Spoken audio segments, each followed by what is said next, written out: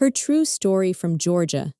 My son threw my pill bottle and screamed, "We're not a charity, move out."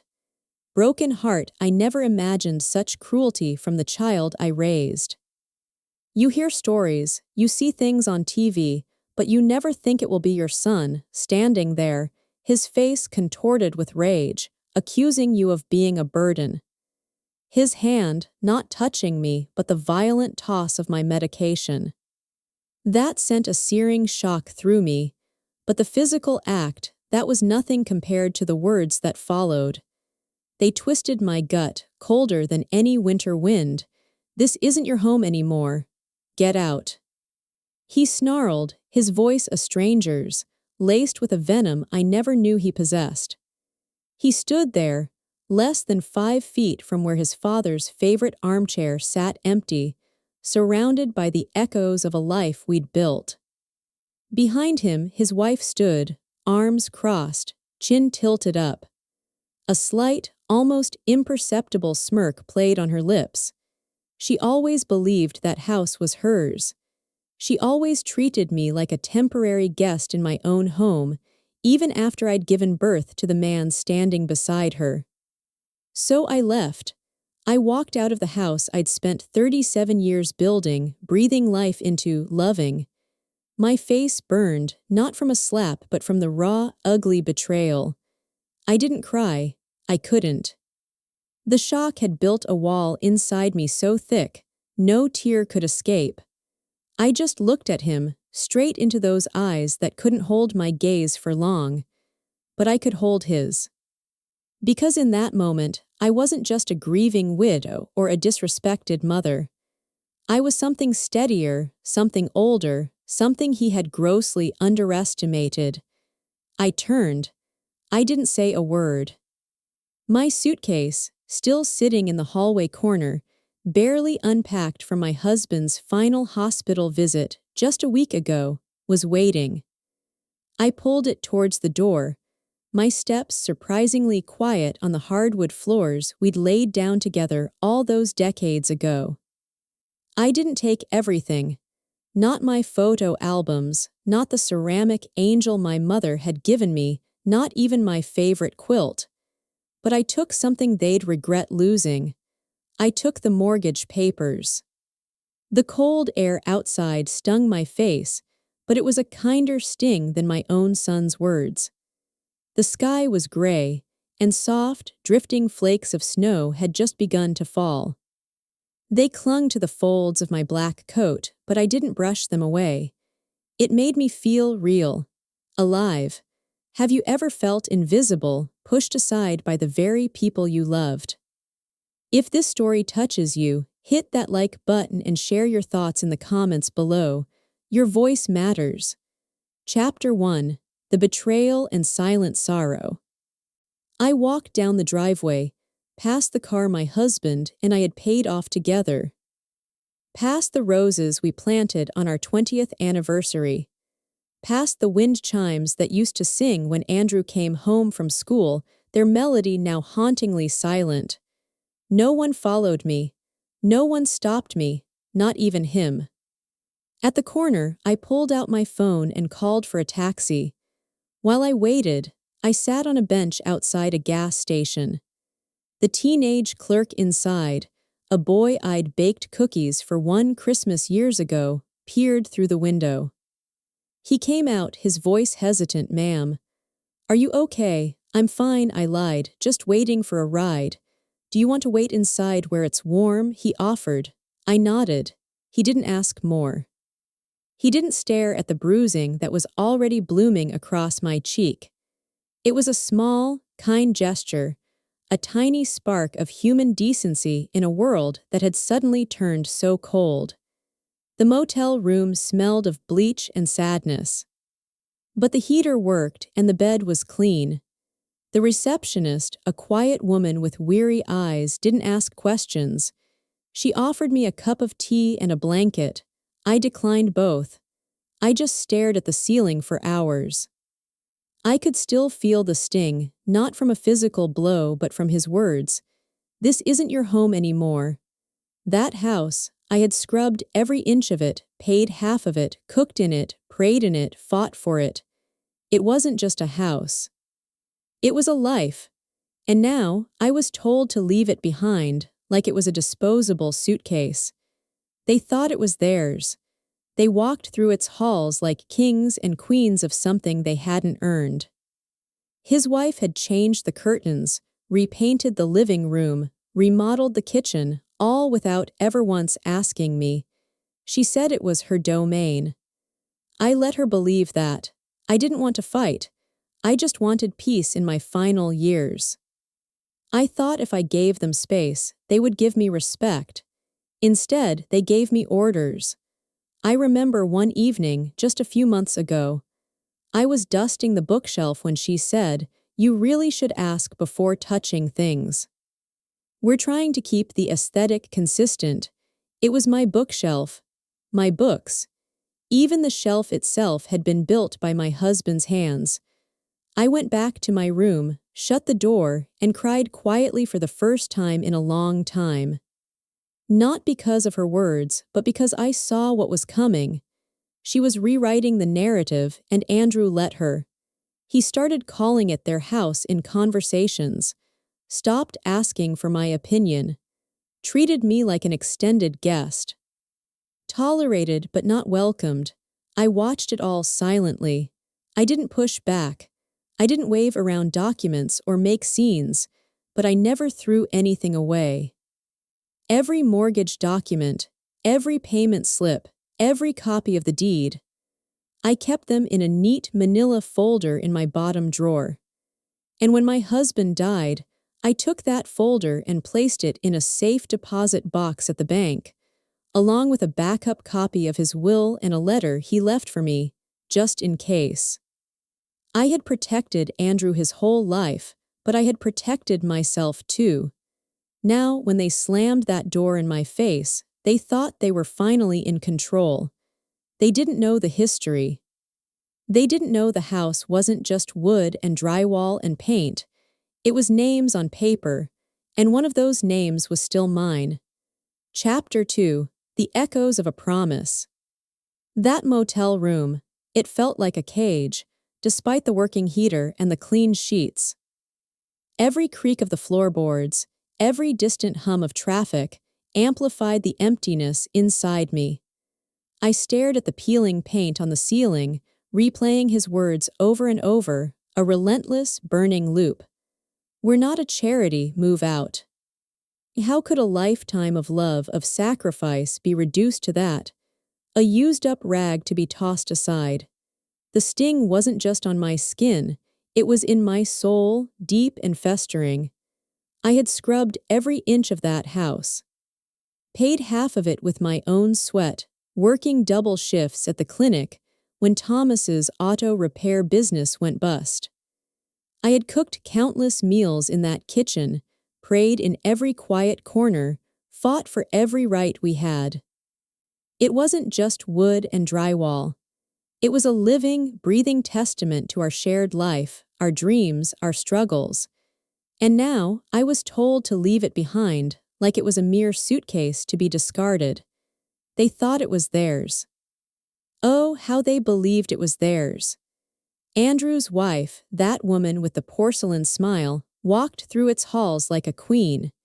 She changed the curtains, repainted the living room a sterile beige, remodeled the kitchen into something unrecognizable. Never once did she ask my opinion. "It's my domain," she'd declare, a dismissive flick of her wrist. I let her believe it. For years, I just let so many things slide. I didn't want to fight. I didn't want conflict. All I yearned for in my final years was peace, a quiet existence surrounded by the memories of my beloved Thomas. I thought if I gave them space, they would eventually give me respect. Instead, they gave me orders. I remember one evening, just a few months ago, I was meticulously dusting the bookshelf in the living room, the one Thomas had painstakingly built with his own hands. Every book, every trinket held a memory. She walked in, arms crossed, and her voice, sharp as a sliver of ice, cut through the quiet. "You really should ask before touching things, Eileen. We're trying to keep the aesthetic consistent. My bookshelf, my books." I felt the blood drain from my face. I simply nodded, put the duster down, and retreated to my room. I shut the door, and for the first time in a very long time I cried. Not because of her words, but because in that moment I saw it. I saw what was coming, clear as day. She was systematically rewriting the narrative of my life, erasing me from the very fabric of our home, and Andrew let her. He started calling it their house in conversations with his friends, within earshot of me. He stopped asking for my opinion on family matters, treating me like an extended, vaguely tolerated guest.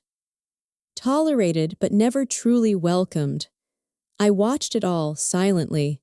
I didn't push back. I didn't wave around old documents or make dramatic scenes. My quiet nature, which had always been my strength, became a cloak of invisibility. They mistook my silence for weakness, my patience for passivity. But behind that quiet facade, a lifetime of careful habits had forged a shield. I never threw anything away. Every single mortgage document, every payment slip, every faded copy of the deed, every tax record, they were all meticulously filed in a neat manila folder. Tucked away in the bottom drawer of my old dresser, unseen, unnoticed. And when Thomas died, in the haze of grief and hospital visits, I made sure that folder was placed in a safe deposit box at the bank, along with something else. A backup copy of his will, revised just months before, and a letter. A precious, final letter from my husband, sealed and labeled in case of emergency. I locked it all away. I didn't want to think about it again. I didn't want to imagine a version of the world where my son would make me need it. But now, that desolate version of the world had arrived, and the contents of that box, they were about to speak for me. 3 days after the sting of Andrew's words, after those initial hours of numb shock in the motel room, I found a quiet strength begin to bloom. It wasn't the fiery anger I might have felt in my youth, but a cold, steady resolve. The kind you forge when you realize you have nothing left to lose and everything to reclaim. My husband had prepared me, unknowingly, for this very moment. He had anticipated the worst, and in his wisdom, given me the tools to fight back. I remember the morning vividly. The snow had crusted into a treacherous sheet of ice overnight, making the sidewalks slick beneath my worn boots. But I walked carefully, deliberately, not slowly, just with a purposeful intent. Every step was a declaration. I was not stumbling, I was not afraid, I was not broken. I was done being silent for the sake of a peace that had never truly been mine. By 9:05 a.m. I was seated across from a young loan officer in a small, glass-walled room at the bank. Her name tag read Jessica. She wore a burgundy blazer and had kind eyes, but I saw the flicker of curiosity in them when she read my request. "You'd like to terminate the automatic mortgage payments, Mrs. Carter?" she asked, her voice polite but a touch surprised. "Yes," I said firmly, my voice steadier than I expected. "And I'd like to review the full loan file. Originals, if possible." Jessica blinked, her brow furrowing slightly. "We can prepare copies for you. Are you aware that this action may affect—" "I'm the co-borrower," I interrupted, my tone calm but unwavering. "The loan is under both my late husband's name and mine. I have every right to withdraw authorization. You'll find my name on every page." The words felt powerful, almost foreign on my tongue after so many years of quiet acquiescence. She paused, tapping softly on her keyboard, her eyes scanning her screen. Then she nodded slowly. You're correct, Mrs. Carter, and you are also listed as a co-owner on the property title. I know, I said. A faint, almost imperceptible smile touched my lips. It wasn't a triumphant smile, but one of quiet validation. Please prepare the documents. She excused herself briefly, and when she returned, she carried a thick manila folder. My name was neatly typed on the tab. Seeing it, right there, so official, so undeniably mine, it was a profound moment. 35 years of payments, statements, renewals, every single one accounted for.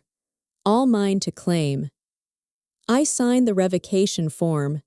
It took less than 10 minutes. 10 minutes to undo what they, Andrew and his wife, believed was permanent, an unchangeable fixture of their new lives. Jessica handed me the file. Is there anything else I can assist you with, Mrs. Carter? Yes, I said. I'll be transferring this file to my lawyer later today. In the meantime, please flag the account. No one is to resume payments or renegotiate terms without my written consent. She nodded. Of course, we'll place a lock on it. As I left the bank, the sharp wind caught my coat, wrapping it around me. I pulled it tight, but inside, something truly warm flickered. Not the heat of anger or the chill of revenge, but the steady, comforting glow of assurance. A quiet kind of strength. My husband had meticulously paved this path for me, and now I was walking it. Back in the tiny one-room apartment, I opened my laptop and plugged in the USB. The folder opened instantly, revealing perfectly scanned copies of every critical document. My husband, Thomas, had always been meticulous. He had labeled each file with incredible precision, by date, by type, by legal reference. A true testament to his foresight and his quiet, enduring love. At the very bottom of the list, I added one more file. The recording from the night Andrew threw my pill bottle. I had recorded it out of habit, you see. After Thomas's first stroke, several years ago, I developed this quiet ritual.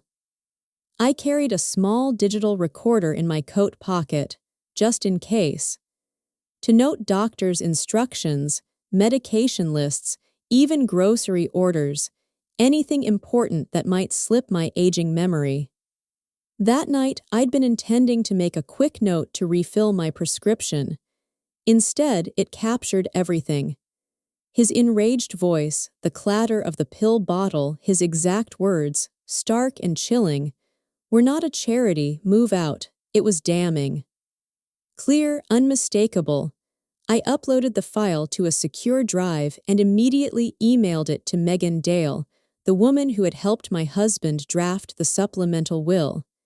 His former attorney, a formidable, compassionate woman. Subject, Ray. Urgent activation of Clause 17B. I attached everything.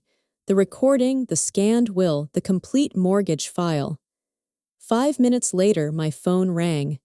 Mrs. Carter, this is Megan Dale. I received your email. I've reviewed everything. Her voice was calm, steady, professional. A voice that instantly instilled confidence. I want you to know I'm deeply sorry for what happened to you, but more importantly, you've done everything absolutely right. Clause 17B is valid. The audio recording unequivocally verifies both verbal abuse and unlawful eviction. As per your husband's will, your son, Andrew, forfeits all inheritance rights, effective immediately. Can you act on this now? I asked, my voice barely a whisper, a strange mix of exhaustion and relief washing over me. Yes. I'll file the notification today. We'll issue a cease-claim letter to your son's attorney and freeze all disbursement of estate assets. Do you have a safe place to stay for now? For now, I said, looking out at the city lights twinkling in the distance. I'd advise we schedule a formal review this week, Megan continued, but in the meantime, rest assured, Mrs. Carter, you are no longer powerless. Not one bit. I thanked her, a profound gratitude swelling in my chest, and I hung up. That night, I sat in the armchair by the window, letting the silence wrap around me like a comforting blanket. The motel was modest, yes, but the view was clean. No traffic, no yelling, no passive-aggressive sighs at dinner, just silence. But not the isolating silence of being ignored. This was the profound, liberating silence of being free. I thought of my husband, Thomas. How he had anticipated this moment, how he had worried not about his own passing, but about what would come after. About me, left behind, potentially at the mercy of a son who had forgotten how to care. I had forgiven Andrew many times in life. For the missed birthdays, the short tempers, the little lies. I had always told myself that was what mothers did. That love meant enduring, meant sweeping things under the rug for the sake of family harmony. But love, I now knew with absolute clarity, should never mean erasing yourself to keep a false peace. I had done that for far, far too long. The next day, Megan filed the necessary documents. The court issued a preliminary freeze on the entire estate. My son, Andrew, would be formally notified within 48 hours. At the exact same time, the bank processed my mortgage suspension. Their system would flag any future payments as unauthorized. In the cold, precise language of finance and law, I had become an impenetrable wall. A legal, financial, and emotional barrier that Andrew could no longer scale. I didn't call him, I didn't warn him, I simply acted. Silently, precisely. Because the most powerful thing a woman can do is remember everything they forgot she knew. The first time I saw it, it wasn't on purpose. I was at the local pharmacy, waiting patiently for my usual prescription refill, the one for my arthritis, ironically. The young woman behind the counter, a sweet girl who used to babysit my neighbor's twins years ago, suddenly gasped.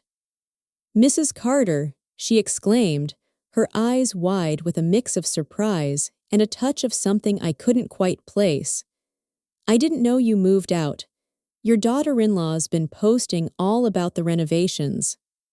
She held up her phone, a bright, staged photo of my living room filling the screen. The very room where Thomas and I had danced on our 25th anniversary, clumsy but so full of joy. Now it was stripped bare. Gone were our cozy, worn armchairs. Gone was the old Persian rug, a wedding gift from Thomas's aunt. There was new, stark white flooring, cold and impersonal. White and gold curtains hung stiffly, replacing the warm floral ones I'd sewn myself. A cream leather sectional, enormous and out of place, dominated the space. The caption beneath it, in a bubbly, self-satisfied font, read, "Fresh start, goodbye to the darkness. Hello to our forever home, darkness," that's what she called me. That's what she thought I was. An old, forgotten shadow that needed to be swept away. My heart clenched, not with anger this time, but with a strange, bitter taste of clarity. I simply nodded politely, took my bag, and walked out of the pharmacy. I walked all the way back to my tiny apartment without saying a single word. But inside me, something deep began to settle. It wasn't the hot rage I'd felt days before, nor the suffocating sadness. It was the calm, chilling realization of just how completely they had misunderstood me. They truly believed they had won. They thought I had slinked away, vanquished, like an old, outdated coat they had finally donated. Useless. No longer needed. They had absolutely no idea what was coming. The photos kept flooding social media. Her perfect little gallery of a life stolen.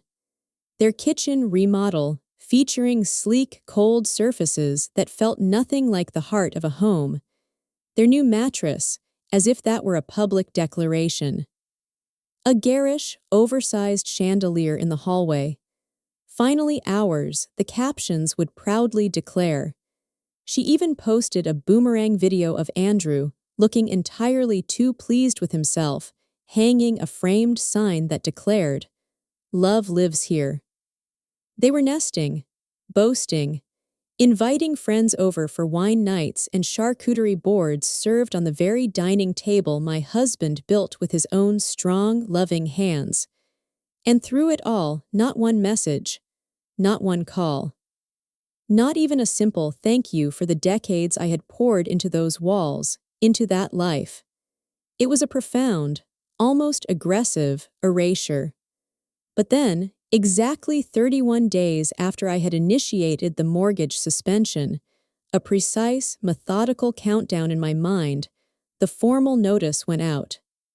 The bank, always efficient, always impersonal, sent a stark, official letter to the primary address on file. The subject line alone was like a cold slap, default notice, Carter residence. The body of the letter laid it all out. Due to the co-borrower's revocation of payment authorization and failure to meet scheduled obligations, the mortgage is in breach of contract. If not resolved within 15 business days, the property will be marked for foreclosure and repossession. I didn't have to be there to see their faces. But oh, how vividly I imagined it. The silence in that newly renovated living room as the crisp envelope was opened. The initial disbelief quickly turning to confusion. The frantic scanning of the document for a mistake, a typo, anything to explain it away. Then the quick, sickening turn to anger aimed undoubtedly at me. And finally, the dawning horror. The cold, creeping realization that they were losing their forever home. Because they didn't know. They had never bothered to read the fine print. They'd simply assumed I was just an old woman, harmless, without any teeth left to bite. But I was the teeth. I was the signature. I was the name beside their dream. And now I was the reason it was all unraveling. Andrew called that evening. His name appeared on my phone for the very first time in over a month. For a moment, a tiny, fleeting moment, I considered letting it ring, letting him stew in his panic. But no, I wanted to hear it, just once. I answered. His voice was hoarse, raspy, raw with something I hadn't heard from him in years, not anger yet, just sheer, unadulterated confusion. He sounded small. "Mom," I said nothing, just listened. I don't understand," he stammered, his words stumbling over each other. "We got this letter about the house. Something about a foreclosure. What's going on?" Silence stretched between us, thick and heavy. Did you do something to the payments?" I waited, 3 full, agonizing seconds. Then I answered, slowly, calmly, "Yeah," another pause, a strangled gasp from his end. "Why?" His voice cracked, a sound that under different circumstances might have broken my heart. "Why would you do that? We're going to lose the house." I didn't respond. I simply held the phone to my ear, listening to the unraveling. "Mom, please." He continued, and now he was truly crying. I could hear it clearly. The heavy, uneven breaths of a man who had only just realized he was not invincible. A man who had suddenly, painfully, understood the consequences of his actions. We didn't mean it. It was just, emotions were high after Dad's funeral. We weren't thinking. You weren't thinking. That's what they always said. That's what they always used as an excuse when they wanted to erase a choice they had already made, a cruelty they had already inflicted. "Please," he whispered, desperation clinging to every syllable, "we can fix this. Just tell the bank it was a mistake. Restart the payments. We can talk. We can figure something out." I closed my eyes. This was the exact same voice that had ordered me out. The same voice that had stood silent while his wife systematically stripped my life from the walls and painted over it in a bland, emotionless beige. "I can't," I said simply. My voice was calm, almost detached yet firm. "But it's your house too," he pleaded, a last-ditch effort. "No," I interrupted, my voice as clear and unyielding as glass. "You told me it wasn't." Remember, silence. This time, it was a profound, deafening silence from his end. I didn't wait for a reply. I pressed the red button and ended the call. Then, with a slow, deliberate movement, I blocked his number. I sat by the window that night, listening to the soft hum of city traffic outside my tiny apartment. I drank a cup of chamomile tea, its warmth spreading through me, and pulled the thin blanket over my lap.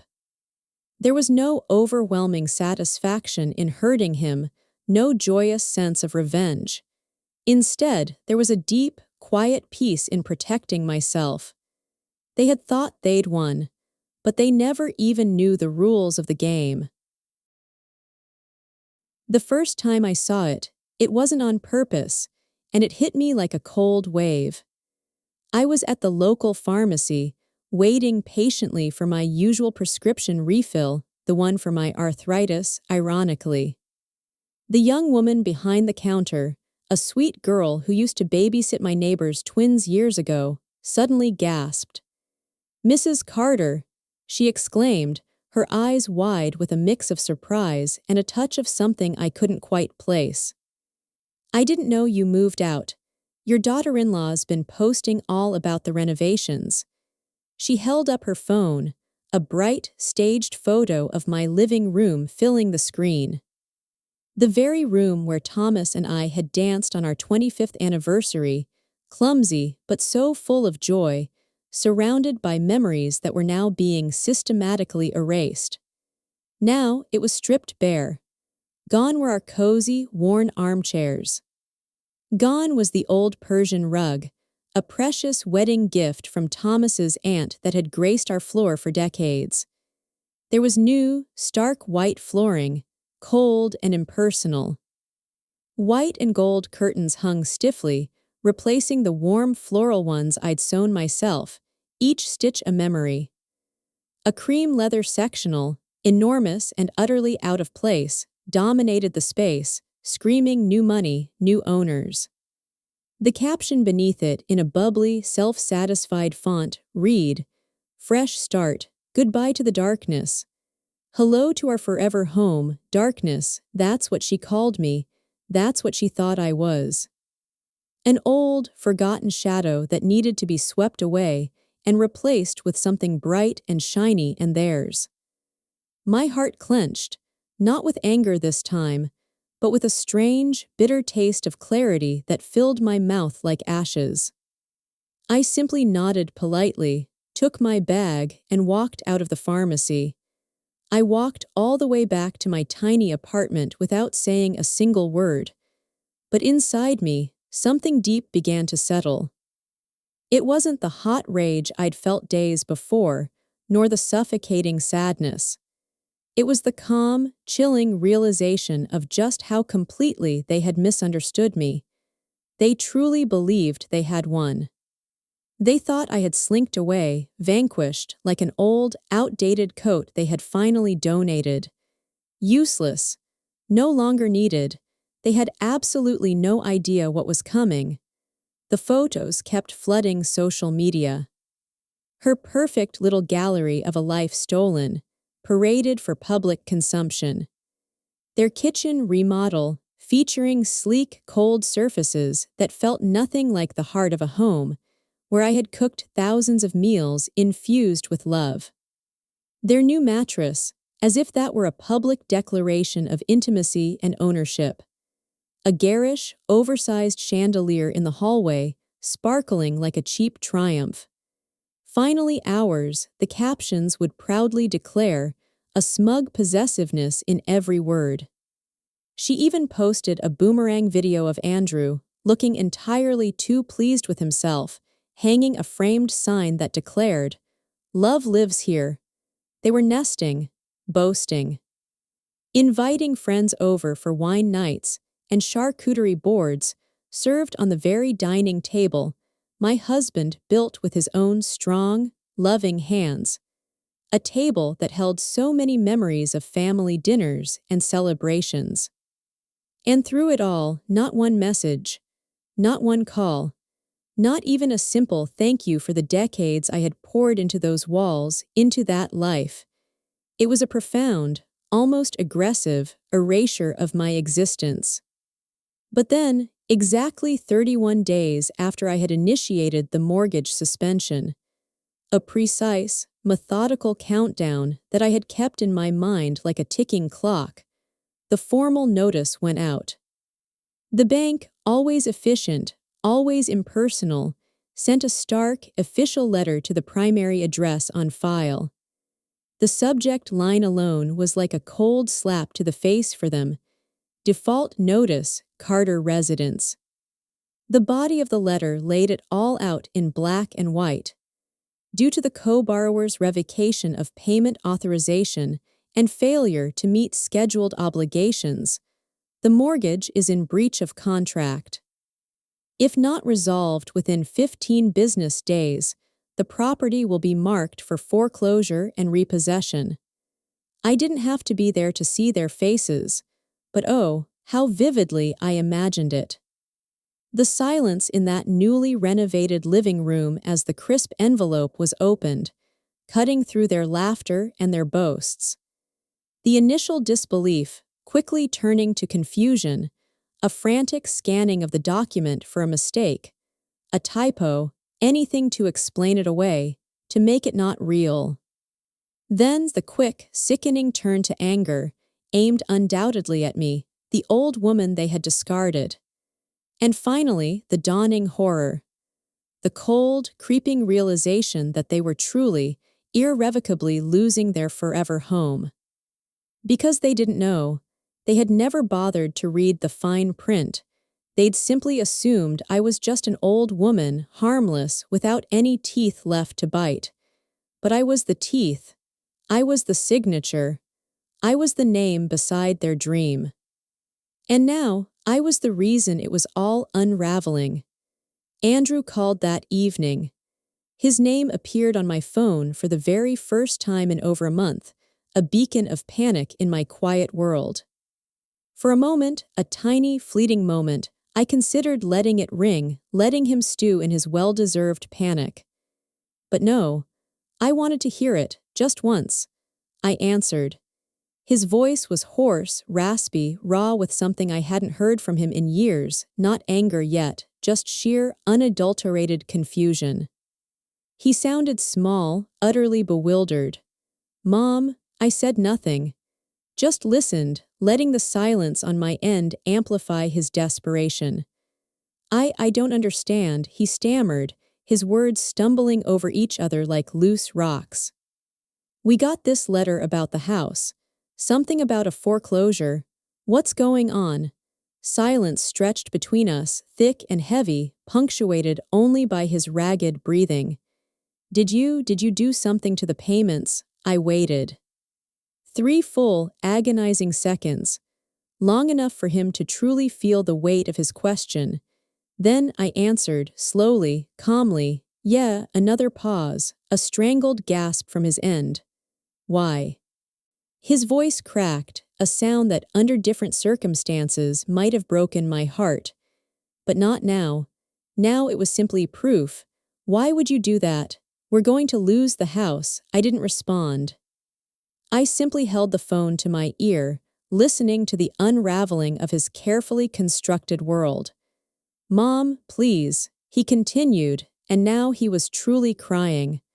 I could hear it clearly. The heavy, uneven breaths of a man who had only just realized he was not invincible. A man who had suddenly, painfully, understood the crushing consequences of his arrogance. We didn't mean it. It was just, emotions were high after Dad's funeral. We weren't thinking. You weren't thinking. That's what they always said.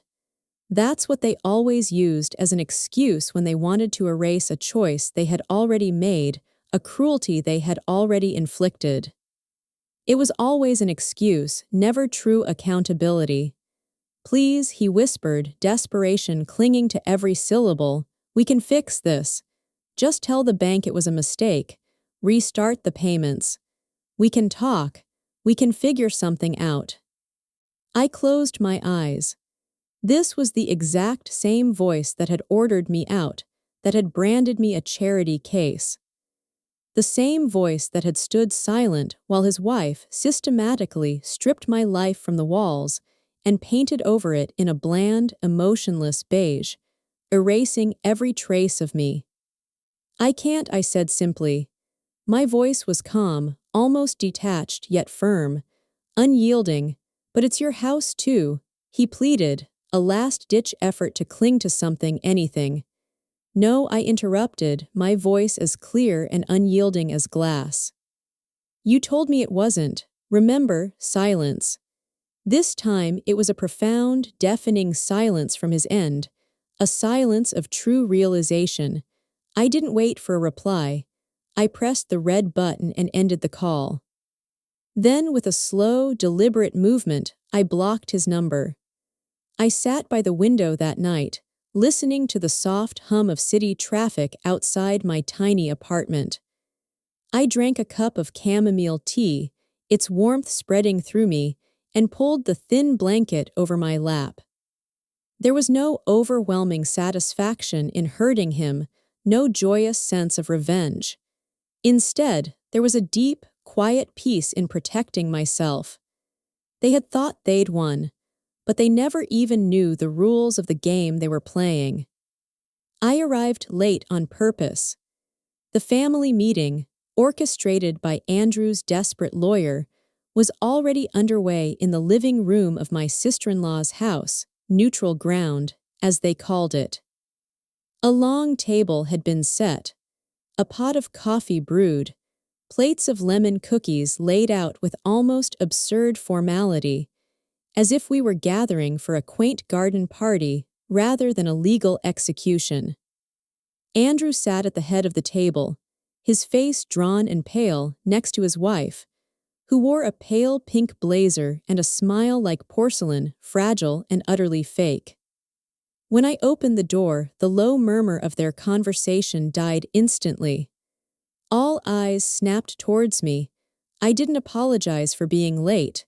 I didn't greet anyone.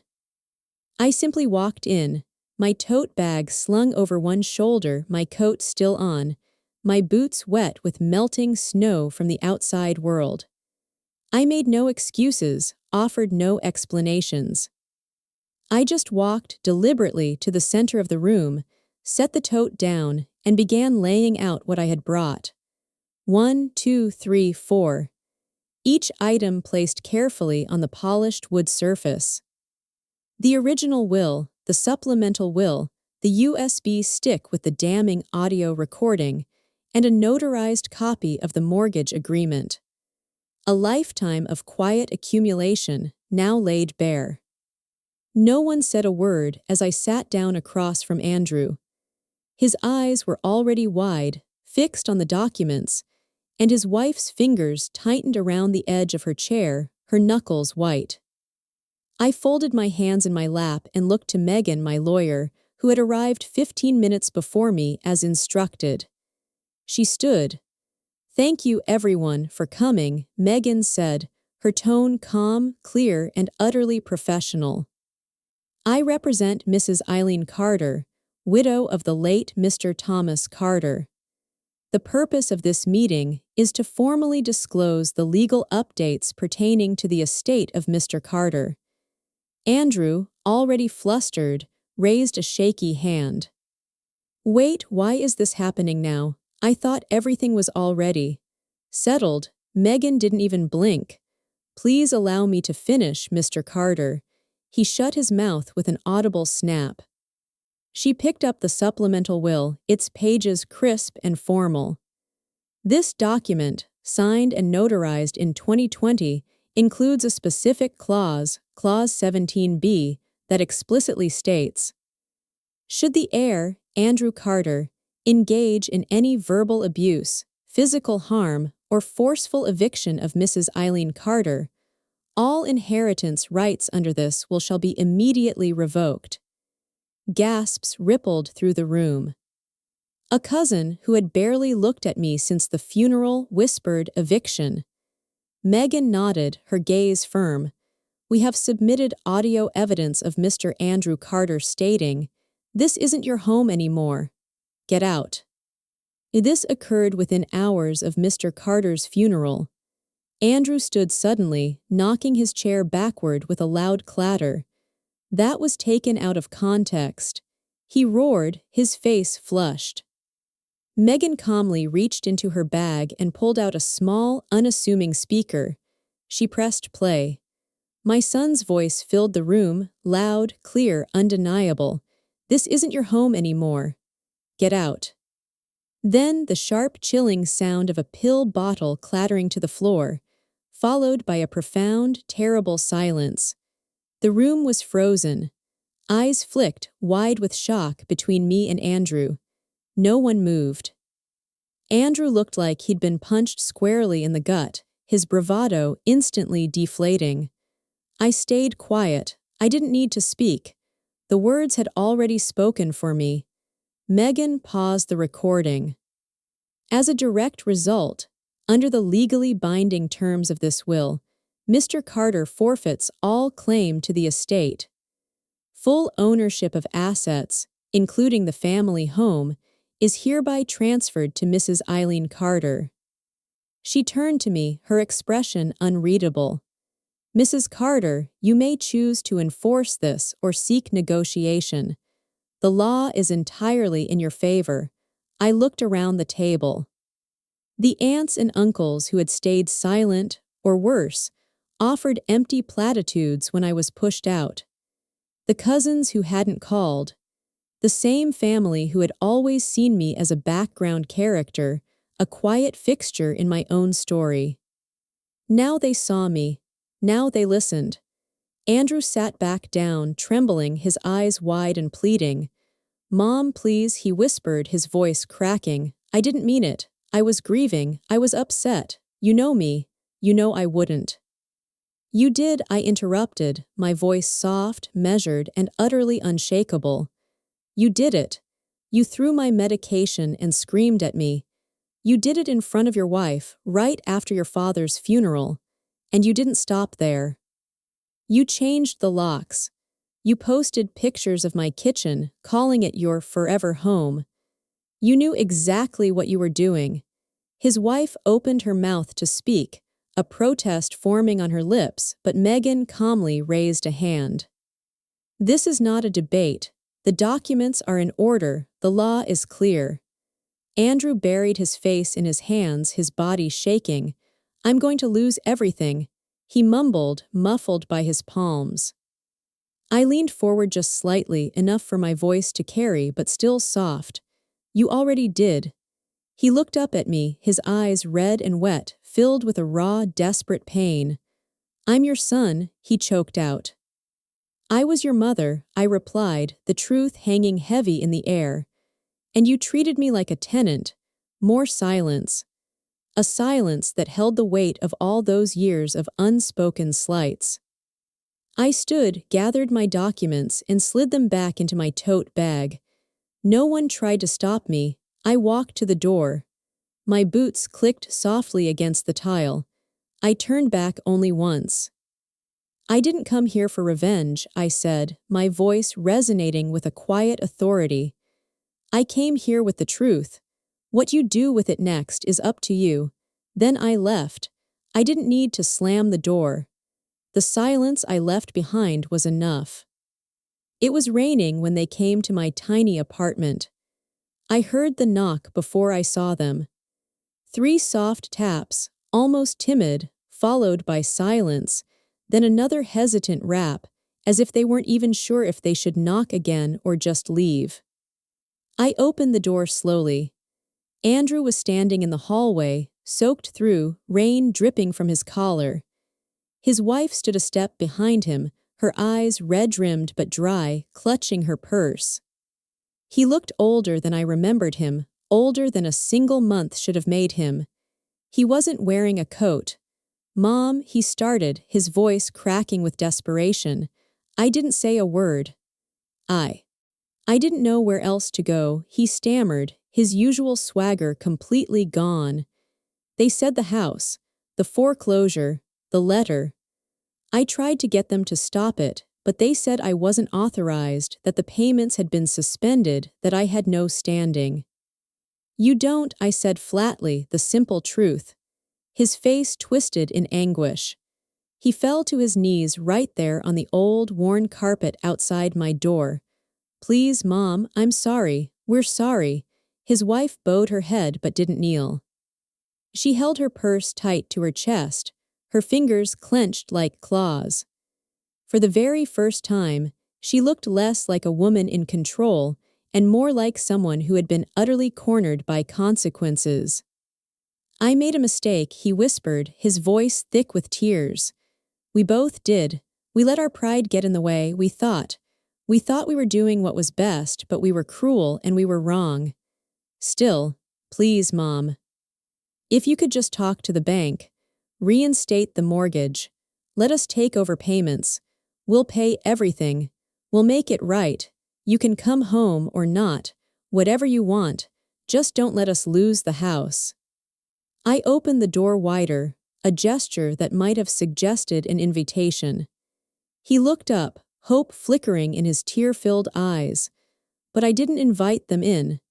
Instead, I stepped past them into the hallway and reached into my purse. I pulled out a folded document in a clear sleeve. "This," I said, handing it to him, "is the deed transfer. As of yesterday, the house is no longer mine." He blinked, utterly confused. "What? I sold it," I said. My voice was calm, devoid of any triumph or malice, simply stating a fact. "To who?" his wife asked, her voice sharp with sudden panic, finally finding her voice. "To the Elder Protection Foundation," I said. "They'll convert it into a transitional home for senior women who have been displaced. Women like me." Andrew's mouth opened, but no sound came out. The realization hit him, a silent, crushing blow. "You sold it." He whispered, disbelief painting every syllable. I nodded. "Cash buyer. Immediate transfer, it's done." But his hands trembled as he clutched the paper as if it might disappear. "Why would you do that? It was our home." "No," I corrected, my voice firm, gentle but unyielding. "It was never yours. It was built by me and your father. Paid for by my sweat, my second jobs, my unending silence. You lived in it. You used it. But it wasn't yours." His wife finally found her voice again, a desperate plea. "That was a mistake, okay? We got carried away. You could have talked to us." "I tried," I said, my gaze steady. "Every single time. I was dismissed at dinner. Every time you rolled your eyes when I spoke. Every time you walked past me like I was furniture, an invisible fixture. I spoke plenty. You just didn't listen." Andrew looked at the floor, his shoulders shaking with silent sobs. "I don't want your apology," I said. "I want your understanding." "I do understand," he said, tears falling freely now, splashing onto the deed in his trembling hands. "I was wrong." I looked at him then. "My son, my boy. The one who once drew me crayon cards for Mother's Day. Whose tiny hand I'd held so tightly crossing busy streets. Who used to run into my arms after school with a triumphant yell. He had grown into a man who forgot where he came from, who forgot the hands that built his world. But now he was kneeling, broken and humbled. And I had already stood up. "I forgive you," I said. My voice was soft, carrying the weight of years of unspoken pain, but also a profound, undeniable peace. "But I won't fix this for you." He nodded slowly, painfully, accepting the truth. As I turned to go back inside, I said one last thing. I didn't keep the house. I kept my peace. Then I closed the door. And for the first time in years, I locked it, not to keep people out, but to keep peace in. I used a portion of the sale to buy a small cabin by a serene lake in Alaska. Not the kind of place you'd find on a postcard, mind you. No fancy renovations, no gleaming hot tub, no Instagrammable corners. Just 4 sturdy walls, a reliable wood stove, and a view that stretched forever, making the profound silence feel like the most beautiful music I'd ever heard. The first morning I woke there, I stood barefoot on the porch with a mug of coffee warming my hands and watched the mist rise off the still water. It was so quiet, I could hear my own breath. No more locks to keep people out of my space. No more voices shouting over memories. No one demanding I justify my existence. Just me and the ancient trees and a sky so wide it made the entire painful past look utterly, wonderfully small. For the first time in decades, I slept through the night. No lingering nightmares of slammed doors, no echoes of hurtful words, just deep, untroubled sleep, just peace. I unpacked slow, one box at a time. I didn't bring much with me. Just what truly mattered. A faded photo of my husband smiling in the garden, his arm around me. A crocheted blanket I made during his chemo days, each stitch a prayer. The manila file folder, now thick with copies of my entire life's financial journey, and that small black digital recorder. It had captured the precise moment they tried to erase me. Now, it would help me reclaim the rest. I set up my laptop on a simple wooden desk by the window, plugged in the recorder, and hit play. His voice echoed into the empty room again, those cruel, cutting words. But I didn't flinch this time. I had heard worse. I opened a blank document and began to write. I wrote about the hydrangeas we planted in '89, about the time the roof caved in from a heavy snow, and we fixed it together with borrowed ladders and shared determination. I wrote about the day Andrew was born, his tiny cries, and the overwhelming joy of the first time he ever called me Mom. I didn't write to blame. I wrote to remember. To give myself back the years I had spent folding myself into corners, shrinking my own truth for the sake of a fleeting, fragile peace. That evening, I sent my first audio file to Grandma True Stories. A true story, my story. Not polished, not theatrical, just a voice that had waited far too long to be heard. In the recording, I said, "These days, getting older often made me feel invisible, but age is just silence collecting power." And silence doesn't mean surrender. It means preparation. I didn't lose a home. I reclaimed a world. So, if you're listening, if you've ever been pushed out of the very life you helped build, know this: you are not alone, and you are not done. I didn't expect anyone to listen. I truly didn't, but they did. Comments poured in. Other women, other grandmothers, other silent rooms just like mine. I thought I was the only one they'd write. I've never heard anyone say what I've felt for years. Thank you for speaking what I couldn't. And slowly, incredibly, the silence became something else entirely. A choir, a community. A quiet, powerful army of women who had nothing left to prove, but everything left to say. I still live in that cabin by the lake. I still wake with the gentle light, drink my coffee slow, and let the profound peace linger in every cell of my body. Sometimes I think of Andrew, of the house, of what could have been, but then I remember what I lost was made of walls, what I gained was made of truth, and truth doesn't rot, it waits, and when it finally speaks, it doesn't shout. It just doesn't stop. If you've ever been hurt by the people who were supposed to protect you, remember, silence is not weakness. It's preparation. Your story matters. Your voice deserves to be heard. Don't forget to hit that subscribe button to Grandma True Sad Stories, where the forgotten find their voice again. And share your own experiences in the comments below. Let's build a community where every story finds its home.